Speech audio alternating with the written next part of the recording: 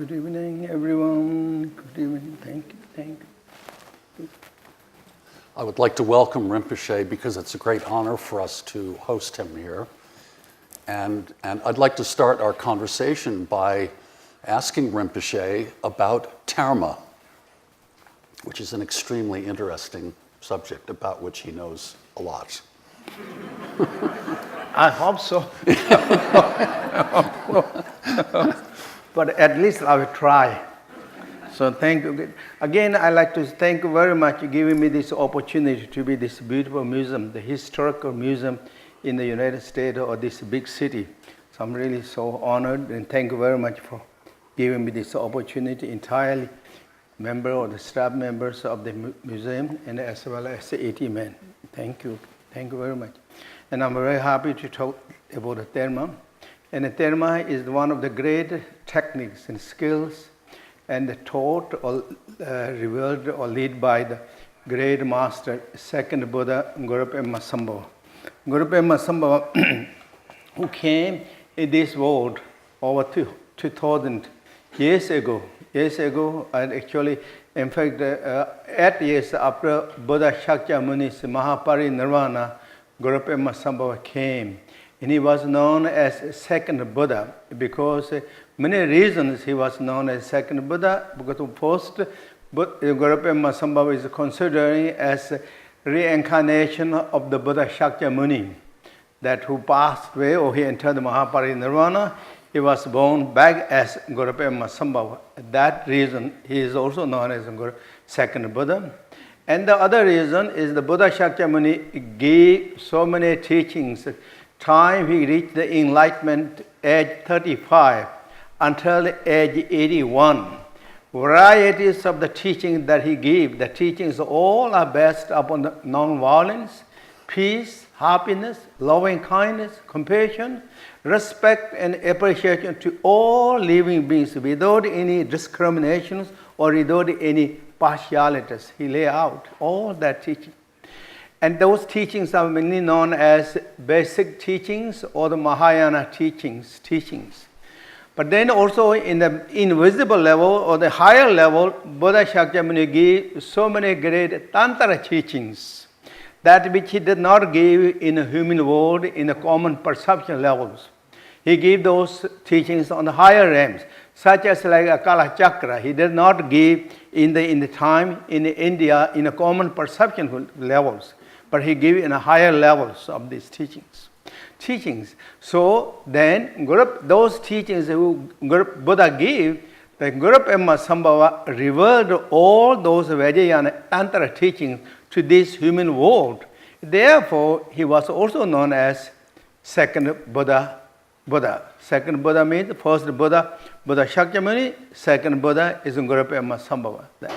So this Guru Padmasambhava is the Buddha of not just the second Buddha, according to the teaching and according to many great masters, he was the master of all the time, particularly when we are facing difficult situations. Difficulties in the time and the situations become very kind of like heavy and dark and challenging and kind of a lot of dilemmas going on in every direction. This is the time, power of the blessing of the Guru Padmasambhava is so fast and so strong and so swift. Therefore, Guru Padmasambhava is also known as second Buddha and the swift Buddha, the protector, support, and helper to bring the confidence, joy, and peace, happiness, hope, and vision. So it's very famous. They're very famous throughout in the Tibet and throughout the practitioners of the Tibetan Vajrayana Buddhism or Tantra Buddhism. So Guru Padmasambhava, who came to Tibet in the 8th century by the invitation of the great king, one of the most powerful king in that time in Central Asia, known as King Tsewang Dongyal. He turned his mind toward the dharma. He liked to bring the dharma. King Tsewang Dongyal was also very intellectual, smart, and thinkers. He's not just a believer, but he liked to see the evidence and the reasons. He saw the lot of Buddhist teachings in the neighbor country already practicing spread that teaching, so he got some more information, and when he read the books and the teachings about the Buddha, Buddhism, he really feels so comfortable, so beautiful, it makes sense. Many levels. Human level, it makes sense, and higher level makes sense, and going deeper that level, and it's promoting more peace and compassion and loving kindness, respect and appreciation. Everyone is equal. There is no difference between man and woman or anyone. Everyone possesses the beautiful nature of the enlightenment, awakening energy. That is the Buddha teaching taught, and he was so kind of attracted by that. He made great joyful effort, courage, and commitment to bring Buddhism in Tibet. And then, by this reason, Guru Padmasambhava came to Tibet in the 8th centuries.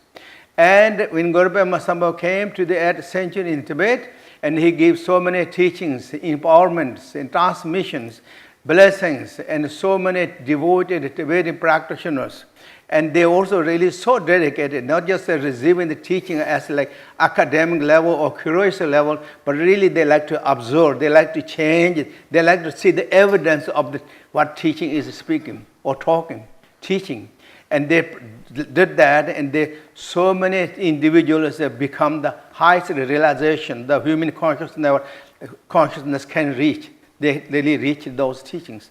And at that time, then Guru Padmasambhava, thinking for the future generations, and he hidden so many teachings, treasure objects, blessing objects, so many things in different places.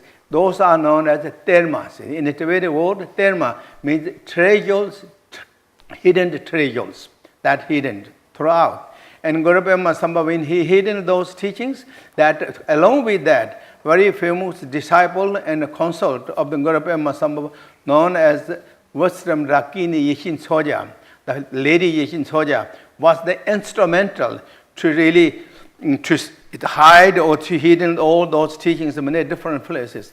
So she and Guru Padmasambhava, other great masters, are then that our disciples are hidden those teachings for the different purpose of the different generations.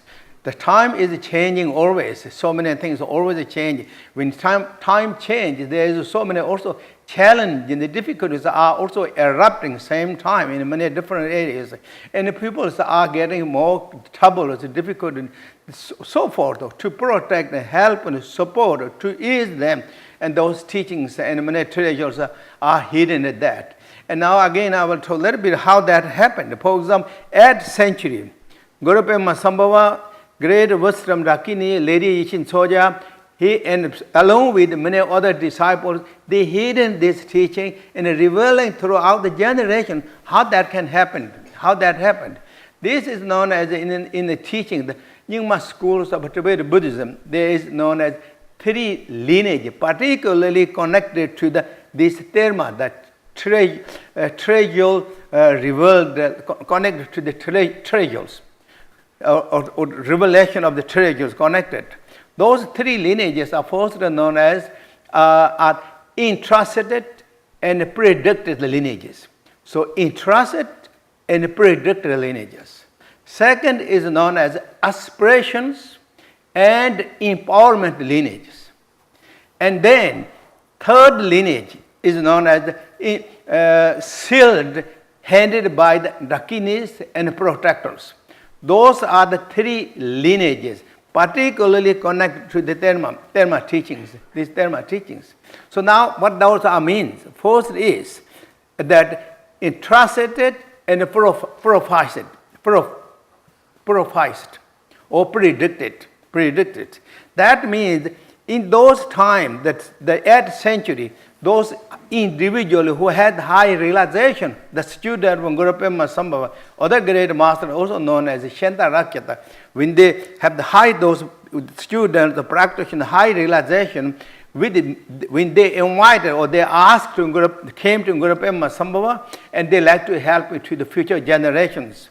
So Guru Padmasambhava, they what's called entrusted, you will going to reveal these teachings. At the same time, predicted when you will reveal, where you will, which time, where, what situation, what conditions have happened that you're going to reveal these Terma teachings. So that is known as the entrusted, and predicted lineages. That happened. So that means Guru Padmasambhava made special blessings, spiritual aspirations, what's called the introsity to these individualists. And that is known as the lineage of the, as I say, the introsity and predictive lineages. You will reverse that. Once that happened, and the second is known as the inspiration and empowerment lineage. And that means that Guru Padmasambhava and Lady Yishin Soja, and as well as others, all gathered together, made special aspirations, aspiration prayers. In other words, special prayers. They made special prayers, empowerment, that teaching, that entirely whatever they're going to reveal, empowered that to that individually to that mind streams. Mind streams, for example, now this happened in 8th century. The Tetungs, this great revealer, treasure revealers came in the 11th century, or started 11th century, and from that on until now, so many great those revealers, treasure revealers come one after another. How they revealed? Because the prayer was their connections. What they entrusted and aspirated with aspiration and empowerment through these mind streams of those great beings, the great disciples, that connected to the mind streams. And generally, Buddhism, as you all know, that this always believes in reincarnations. So that means life changings, but mind never dies. Mind never going to stop.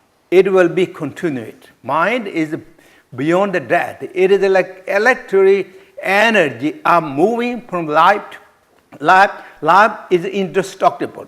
Nobody can destroy it. Nobody can touch. It is always a moving force. Mind is.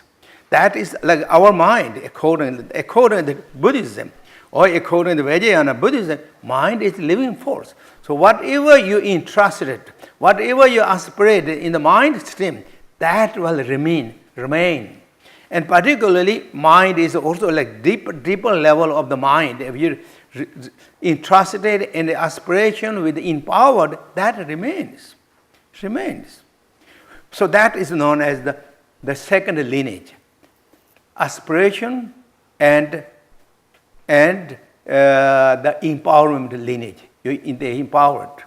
Third lineage, so when that happened, after that, they will call, the Guru Padmasambhava and Vasuddha Dakinishin Soja will call the protectors, the invisible beings, or the Dakinis. They handed that teaching or the treasure, whatever that is that you will keep this teaching until this designated individual when reincarnated and the time and the situation is perfect, that time you will hand it over to these individuals.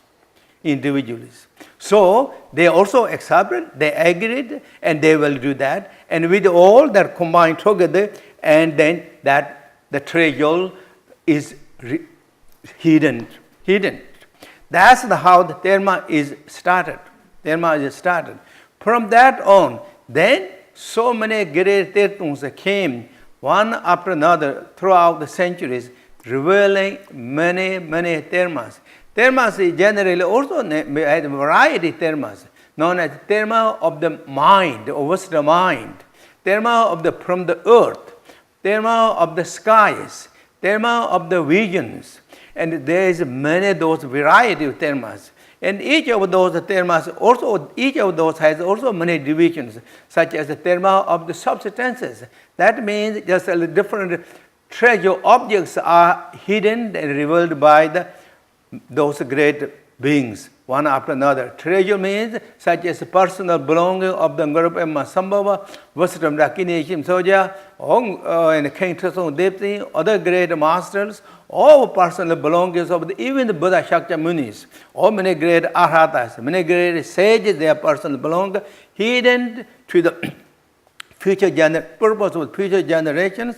When those great Tetungs are revealed, those substances, those Termas are mainly from the earth, come from the earth or from the elements such as water, and from the earth, and from the rock, and from the such as the leg or water.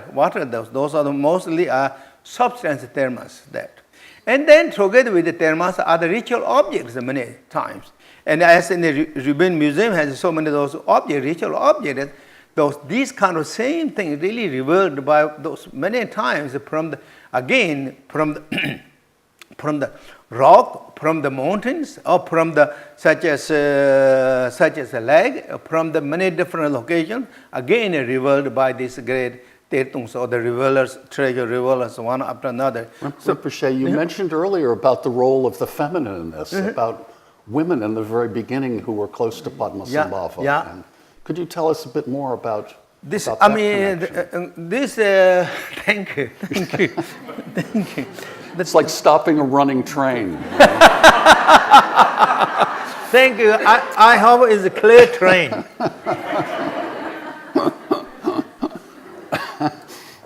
Okay, so the feminists are very important.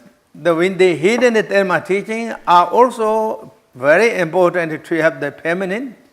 And when they reveal the Terma teaching by those great treasure revealers, feminine assistants are very, very important. For example, when they hidden this Terma teaching, feminine such as Vasram Dakini Shim Soja is really the, as I said, is instrumental to hidden all those Terma teachings. That means the teachings, treasure objects, substances, and regular substances, and blessing substances. They hidden that and reveal this. So they are really very powerful. And for example, Yishim Soja is one of the very famous lady enlightened beings, or the Buddhas. And she was also known as purposely reincarnated in Tibet in order to help and assist Guru Padmasambhava's teachings. And she was known as emanation of the Vajra Sarasatis, which is the goddess of the wisdoms, both in Buddhism and as well as Hinduism. So she's very famous Buddhas. And she is also one of the 21 emanation of Taras. So she is very famous, and this Vajra Saraswati emanated as Yeshim Soja, Lady Yeshim Soja, and she met Guru Padmasambhava when he was very young, and then he became so devoted, and she received all the teachings from Guru Padmasambhava, empowerment and every teachings, and she has the photographic memories, and remember all those teachings, transcribe those teachings, and then collected this teaching, transcribe that teaching. When she transcribed that, also not just only in the Tibetan languages, but many different languages. Then many times those are known as Dakini sign language. That means the celestial ladies sign languages. Maybe I translate it like that. Dakini. Or Dakini is generally in a Sanskrit word in Tibet is called the Khandroma, and that which can translate it into English, skywalkers. Say the skywalkers.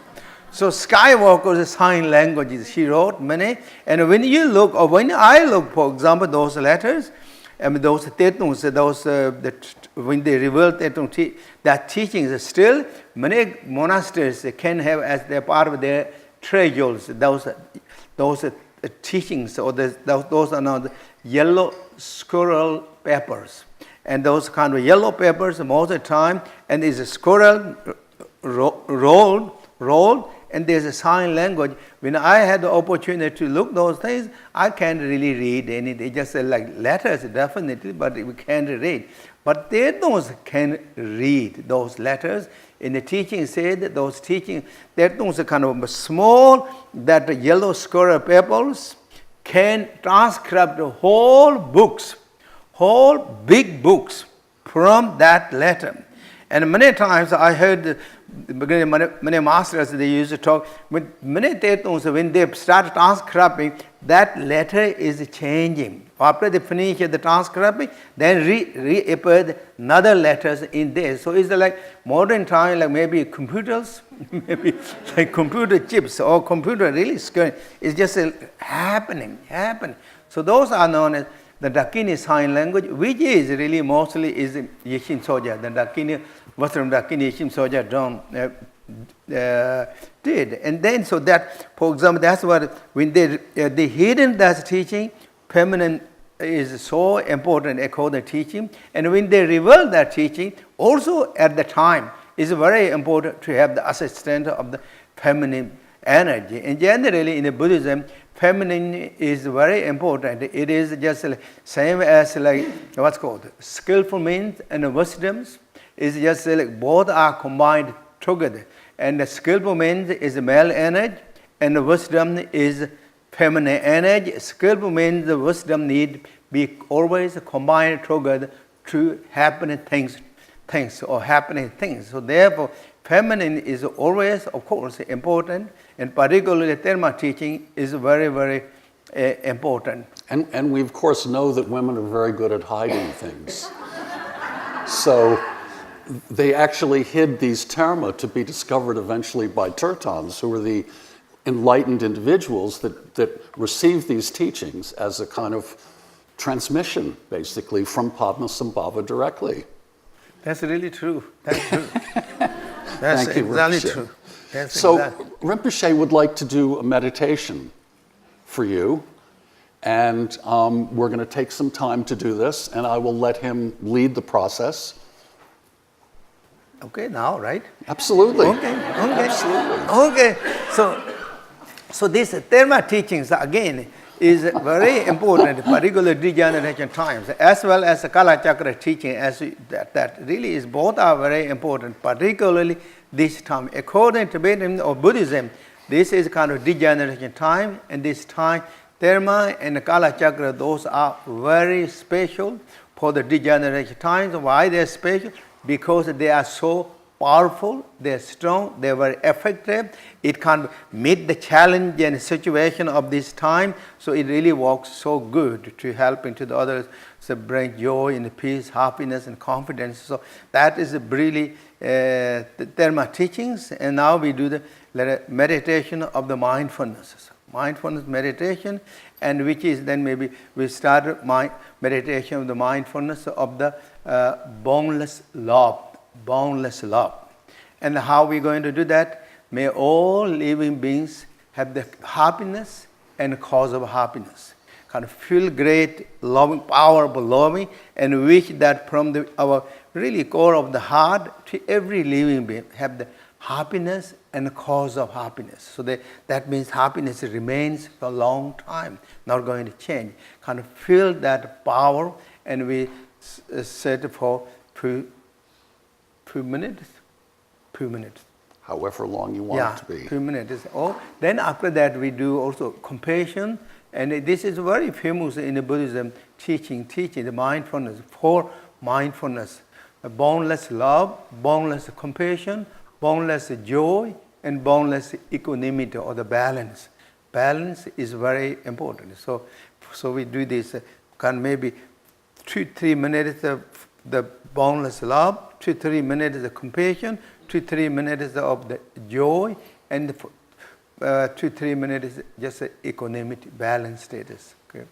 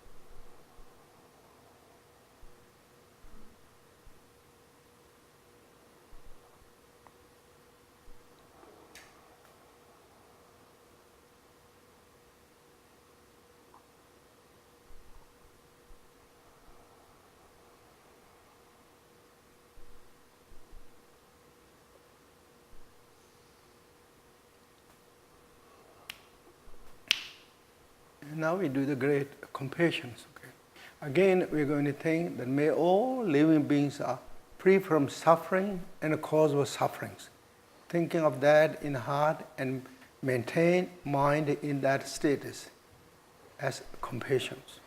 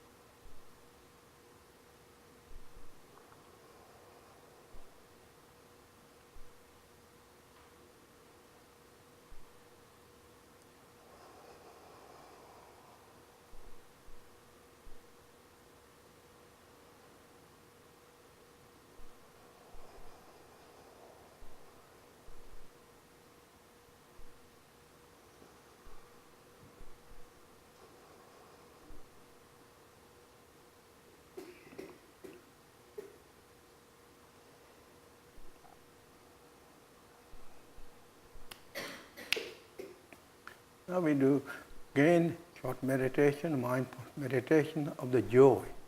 May all living beings have the great supreme joy, joy which is free from the sufferings or the difficulties.